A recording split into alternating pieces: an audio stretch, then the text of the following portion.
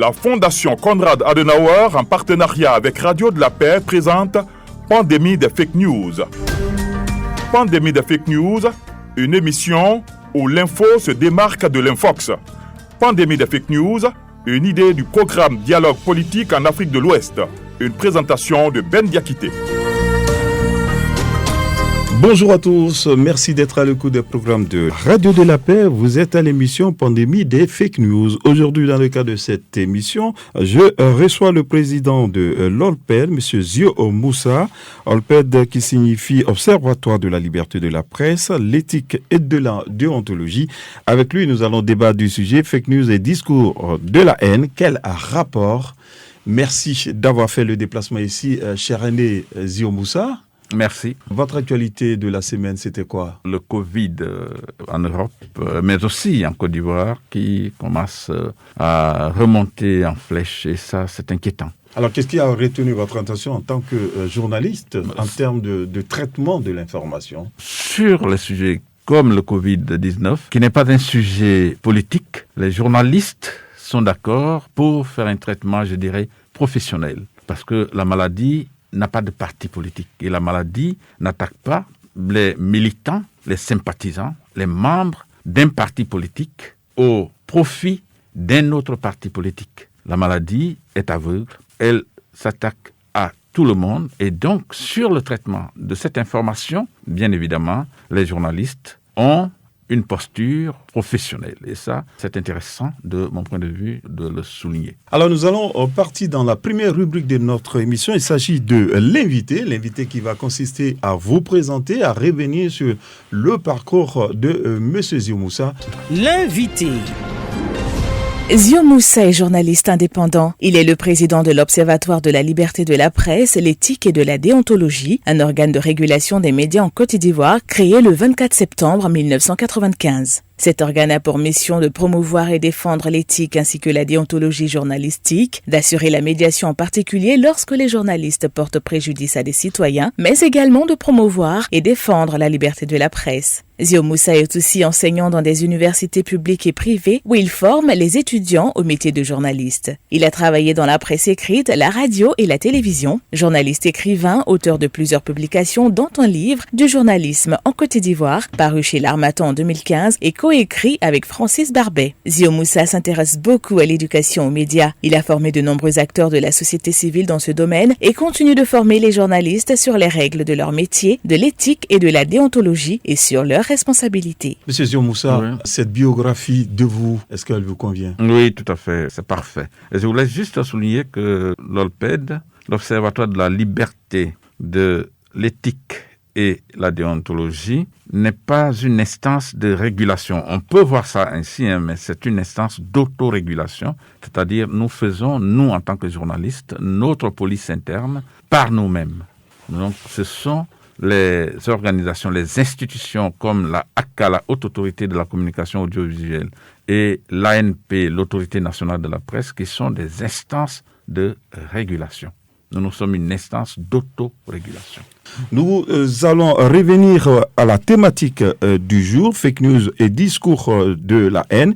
Quel rapport? Nous avons promené notre micro dans le centre-ouest du pays. Nous avons essayé de recueillir les avis des populations sur cette problématique. Nous allons les écouter et puis après, nous allons revenir à vous pour que vous puissiez nous dire ce que vous pensez de ce que les auditeurs, les populations du centre-ouest du pays ont dit sur la question de fake news et discours de haine. Vox Pop.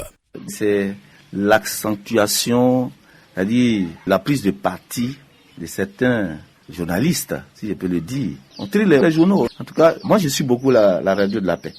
C'est-à-dire, quand tu es un journaliste, logiquement, tu dois être neutre. Mais quand on fait la lecture, souvent les gens ont des partis. Et on le sent dans les écrits. Un exemple palpable, sur les réseaux sociaux par exemple, il n'y a pas de vérité qui est dite.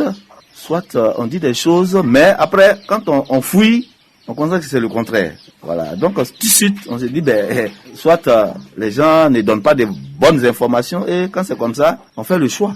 On a eu des supports, que ce soit des supports électroniques, Facebook, dans les réseaux sociaux et partout. qui incitent à la violence. Surtout en dernière date, on avait cette situation contre les Nigériens. Selon ce que les gars racontaient sur Facebook, des Ivoiriens qui étaient en transit pour le nord de l'Afrique ont été tabassés, violentés par des Nigériens. Et les Ivoiriens, sur Facebook, ont répliqué parce que c'est l'information que Facebook nous a diffusée. Donc, les Ivoiriens ont répliqué partout. C'était la chasse aux Aoussa, tout ça. Bon, vraiment, nous prions Dieu pour que ces gens de choses en arrivent. Et dans ce cas, si vous recevez une information de ce genre, qu'est-ce qu'il faut faire? Il faut prendre le temps. Il faut prendre le temps de réfléchir, essayer de voir, de faire des découpages, s'informer avant. Et puis, pourquoi réagir? Souvent, ce sont des trucs erronés ou bien dépassés. Et les gars ne font qu'actualiser sur les réseaux. Malheureusement, ça arrive souvent. Et souvent, ceux qui le font ne prennent pas le temps de lire. Il faut regarder le titre. Bon, très souvent, il s'agit de ce qu'on sait en Côte d'Ivoire, de la politique généralement parlant. Bon, ils s'invectivent compte tenu de leurs différentes positions par rapport à leur obédience politique. Ils échangent par des textos que nous, qui sommes amis, souvent nous voyons sur nos pages. Voilà. Et très souvent, bon, on leur envoie souvent des messages pour leur dire de mettre bas la terre, que ce qui est déjà fait est fait. Il faut chercher à aller devant et oublier certaines choses pour ne pas envenimer encore la situation. Il faut dire la vérité, c'est pas intéressant. Et puis aujourd'hui, c'est la jeunesse qui est beaucoup plus sur le net. Donc nous leur demandons comme ça d'être un peu moins violents et de savoir interagir entre amis, même si tu n'es pas de même bord que l'autre. Si tu vois ces commentaires ou bien ces différents messages, il faut faire profil bas. L'amener à comprendre que la violence là, on l'a déjà vécu, ça n'a rien donné, ça nous a conduit à la perte. Il faut aller encore sur de nouvelles bases pour une Côte d'Ivoire meilleure, quoi. Bon, il y a d'autres qui insultent vachement sur WhatsApp. Bon, c'est une bonne chose. C'est une bonne chose de se clasher sur WhatsApp. C'est ça, c'est vraiment été parlé. Sur les réseaux sociaux, surtout sur Facebook, que j'ai l'habitude de voir ça. Des personnes qui commentent certaines publications et qui disent des mots un peu blessants. J'ai déjà vu ça sur les réseaux sociaux. Ça peut entraîner beaucoup de mauvaises choses. Si les avis sont de bons avis, il n'y a pas de problème. Mais une fois que ça commence à entrer dans l'injure, c'est pas bon. Et moralement, une personne qui reçoit trop d'injures, tout d'un coup, ça peut créer d'autres choses dans la tête. Avoir manque de confiance en soi, des dépressions. On prend un exemple, une jeune femme qui poste une photo, on va dire 100 personnes sur 150 disent qu'elle est mal habillée, elle est vilaine, elle est ceci, elle est cela. D'abord, elle va être malheureuse, elle va être triste, elle va douter d'elle et elle va commencer à avoir un manque de confiance en elle. Et ça peut poser un gros problème. Donc, les injures sur les réseaux sociaux, là, c'est vraiment pas conseillé. Si on n'a rien à dire, mieux vaut passer son chemin que de dire des choses qui vont blesser. Il y a des gens qui sont sur les réseaux sociaux que pour ça, en fait, que pour critiquer, que pour calomnier, pour insulter des gens. Donc, il y a des gens qui se suicident juste pour ça, en fait. Juste parce qu'on les a critiqués, que ce soit sur leur physique, sur la tenue qu'ils ont portée. Monsieur Ziomoussa, vous avez écouté avec nous ce Vox Pop réalisé, comme je l'avais dit tantôt, dans le centre-ouest du pays où les populations se prononcent sur les différents types de discours qu'on rencontre sur les réseaux sociaux. Quelle est votre réaction là-dessus? Cela montre bien que celles à qui les médias traditionnels s'adressent, celles à qui et ceux à qui les réseaux sociaux s'adressent, comprennent bien. Et ils sont très critiques vis-à-vis des réseaux sociaux.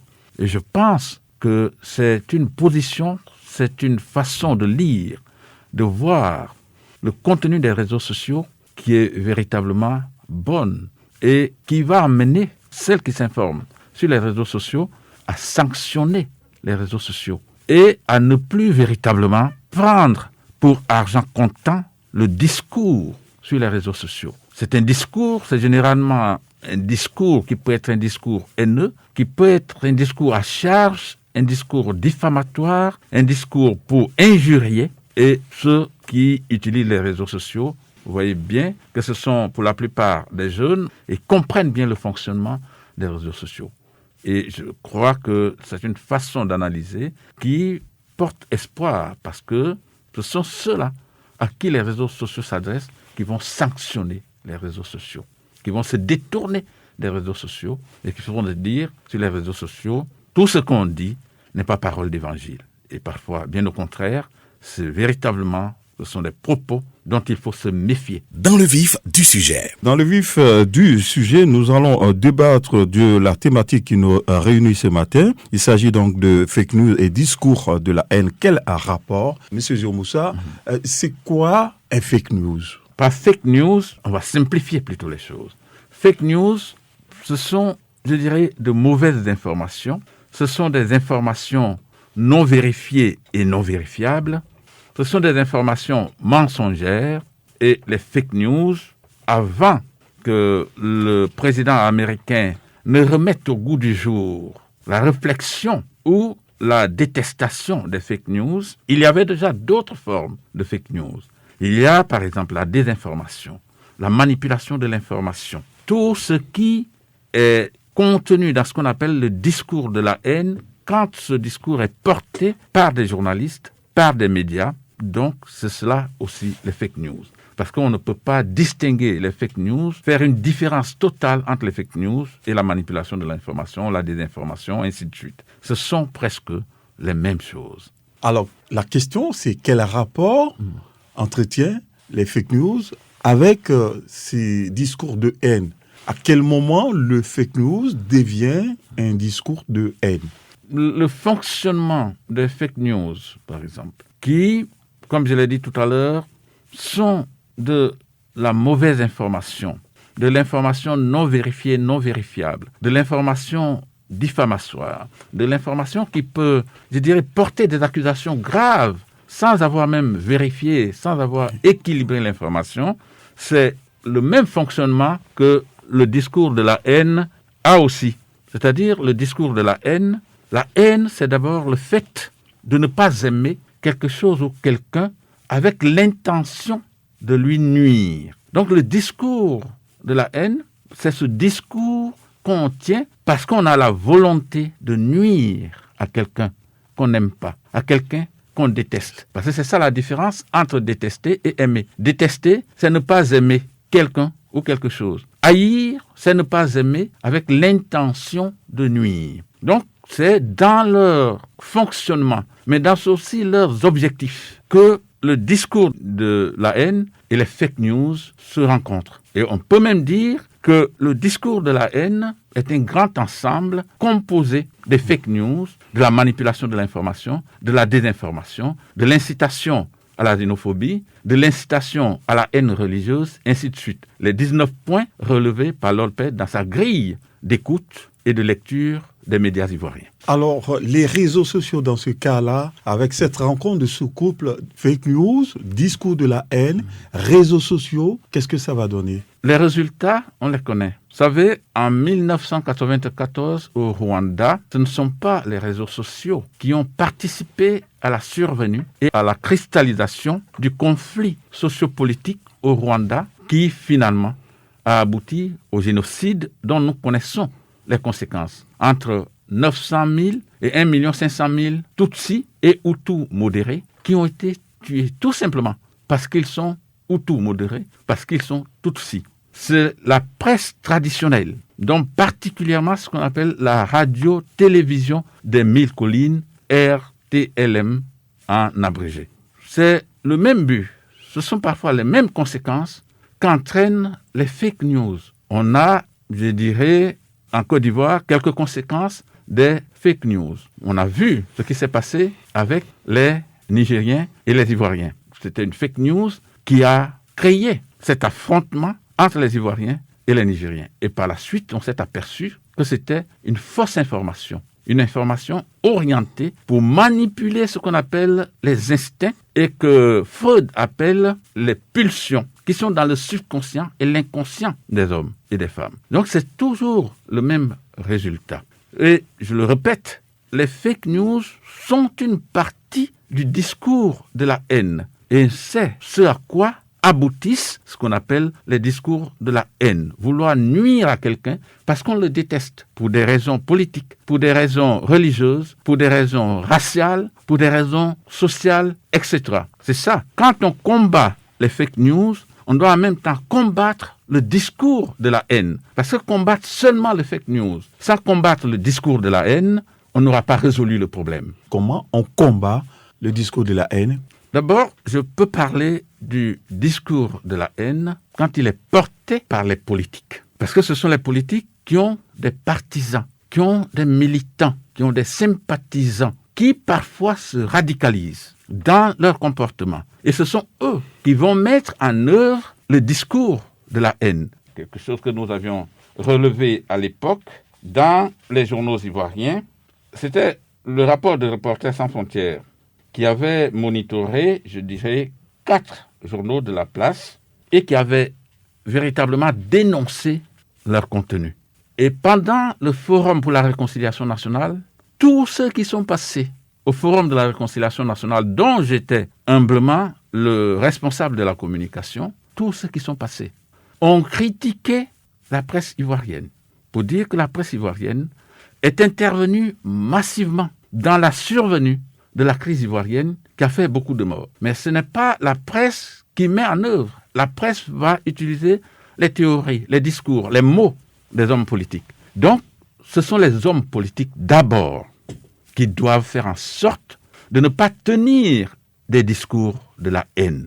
Vous avez vu, lorsque l'ex-président Laurent Gbagbo et le président actuel de la République, Alassane Ouattara, se sont réconciliés, ils se sont tenus par la main. Vous avez vu les unes des journaux et l'autorité nationale de la presse a félicité les journaux pour cela. Donc, d'abord, si on veut combattre de façon efficace avec des résultats probants le discours de la haine, on doit d'abord s'adresser aux hommes politiques. Qu'en est-il des journalistes ? Ensuite, il y a les journalistes. Les journalistes sont parfois des instruments. C'est pour cela qu'on parle de l'instrumentalisation des journalistes ivoiriens. Il faut aussi éduquer les journalistes à éviter le discours de la haine. Parce que les journalistes s'approprient parfois et généralement et trop souvent même le discours de la haine des hommes politiques qu'ils reproduisent, qu'ils démultiplient et qu'ils mettent à la disposition du public. Donc, instrumentalisés, ce sont eux qui permettent aux populations d'avoir accès au discours de la haine et donc de permettre aux populations de mettre en œuvre le discours de la haine qui aboutit à des conflits, à des règlements de compte, à la violence, à la guerre et, stade suprême, au génocide. Alors les populations à qui les messages sont adressés, bien évidemment, quelle attitude ? Les populations doivent apprendre à comprendre, à lire ce que les journaux propagent, diffusent, publient. Et c'est ce qu'on appelle aujourd'hui l'éducation aux médias et à l'information, qui s'adresse surtout aux populations. Ces populations, aujourd'hui, il faut les éduquer à comprendre le discours, à décoder, à déconstruire le discours des médias, mais aussi le discours des partis politiques. Parce que généralement, on entend les partis politiques dire « nous avons des mots d'ordre ». Et bien évidemment, ce qui est arrivé au Rwanda, ce sont aussi les politiques, et surtout les politiques, en parfaite harmonie avec les médias, qui ont permis qu'il y ait le génocide.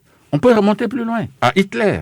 La propagande sous Hitler pour le nazisme, c'était la même chose. C'est ainsi que ceux qui ont porté la propagande d'Hitler, ceux qui ont porté la propagande du nazisme, ont permis, bien évidemment, que l'Holocauste s'accomplisse. Et quand on a jugé pour la première fois ce qu'on appelle les médias, en 1946 à Nuremberg, c'était justement une façon de juger ce que la presse fait aujourd'hui. Et bien qu'on considère ce qui est arrivé sous Hitler comme un grand avertissement, cela n'a pas empêché que les humains accomplissent un autre génocide au Rwanda. Et en Côte d'Ivoire, nous avons dépassé, nous sommes allés plus loin parfois que le discours de la haine, et nous sommes même presque au même niveau que le discours de la haine dans les médias du Rwanda. Quand je dis cela, parfois les gens me disent non, quand tu dis ça c'est excessif. Mais ce n'est pas faux. Je peux vous lire quelques titres de une à l'époque. Bédier aux portes du palais. Bédier opte pour le chaos. Les 3 schémas de fraude de Gbagbo. Ça, ce sont des titres à la une. Et il y a eu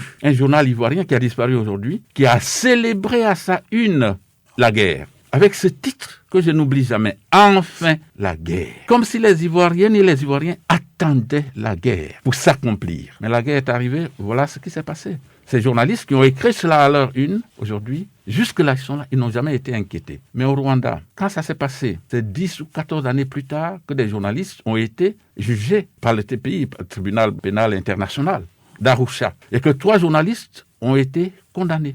Un journaliste d'origine belge et 2 journalistes, bien évidemment, rwandais. Donc les journalistes se croient à l'abri.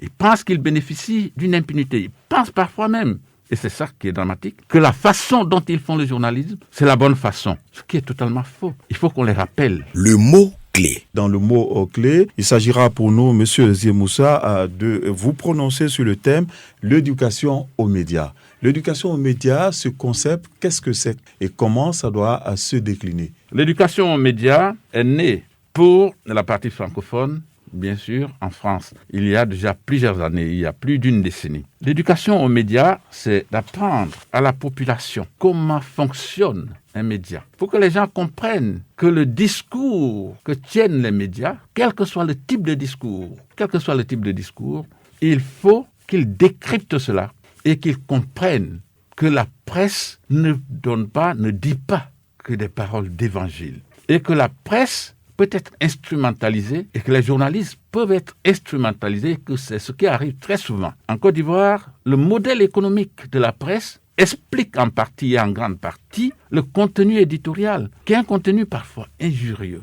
haineux. Moi, je peux vous lire ce 7e livre que j'ai écrit sur la presse, les médias et la crise politique en Côte d'Ivoire, qui a été édité par les Danois et les Ghanéens, comporte une série de propos que nous avons relevés sous la plume des journalistes ivoiriens. Et cela existe avec le numéro d'édition, le nom du journal, le nom du journaliste, la date de parution et tout ça. Ce sont des archives qui existent, qu'on peut encore consulter aujourd'hui.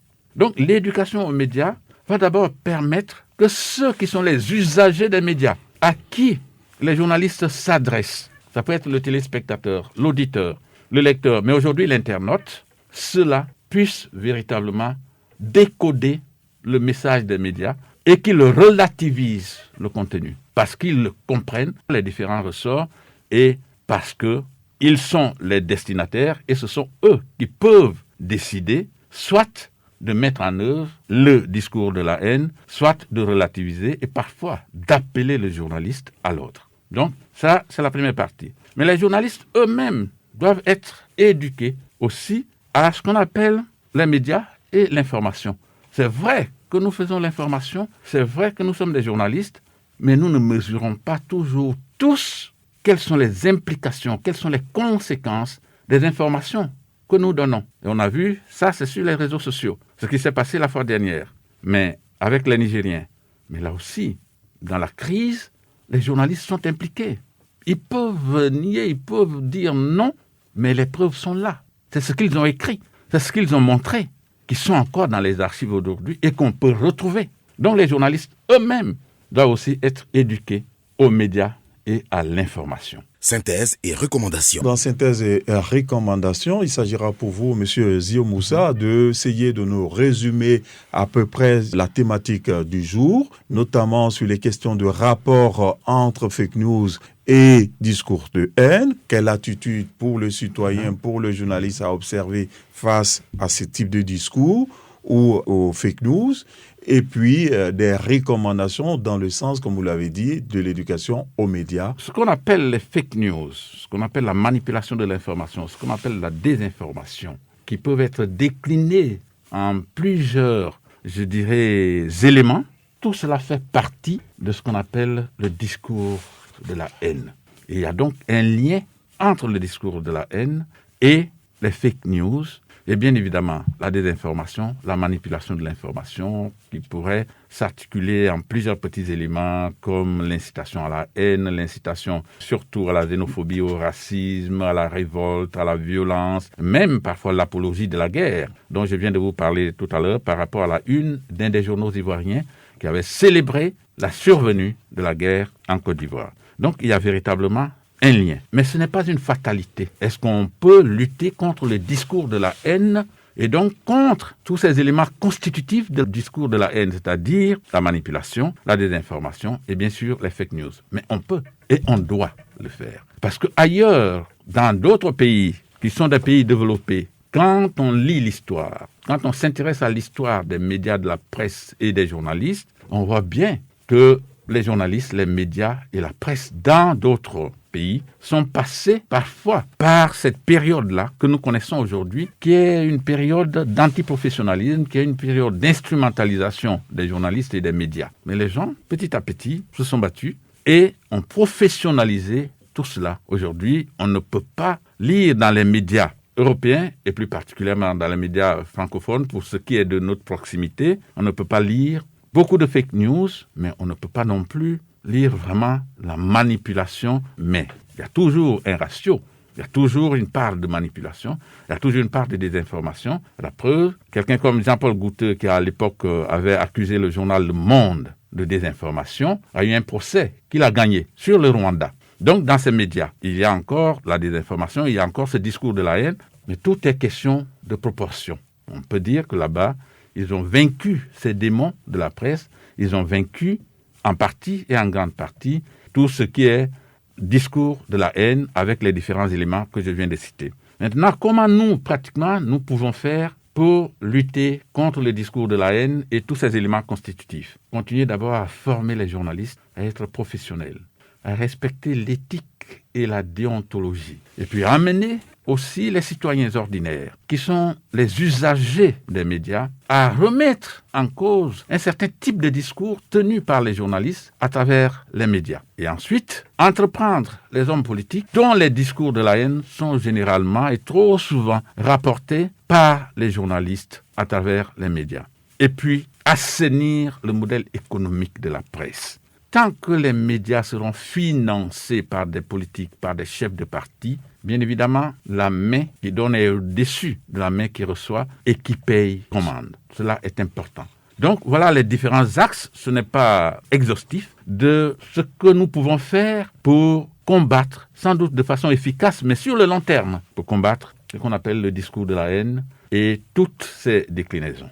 Merci beaucoup à vous, Monsieur Zio Moussa. Je rappelle que vous êtes le président de l'OLPED, l'Observatoire de la liberté de la presse, l'éthique et de la déontologie. Vous étiez notre invité dans le cadre de notre émission Pandémie des fake news et nous avons parlé du thème fake news et discours de la haine. Quel rapport? Merci pour toutes ces explications. Merci beaucoup. Je reste aussi à votre disposition et je vous encourage particulièrement à continuer ce type d'émission que vous devez ouvrir aux citoyens ordinaires, que vous devez ouvrir aux hommes politiques pour parler de leur rapport avec les médias et pour parler de leur regard sur les médias et comment aujourd'hui professionnaliser ce métier qui est devenu un gueux habillé des guenilles de la corruption, habillé des guenilles du discours de la haine.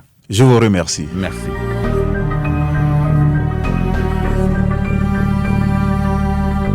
La Fondation Konrad Adenauer, en partenariat avec Radio de la Paix, vous a présenté Pandémie des fake news.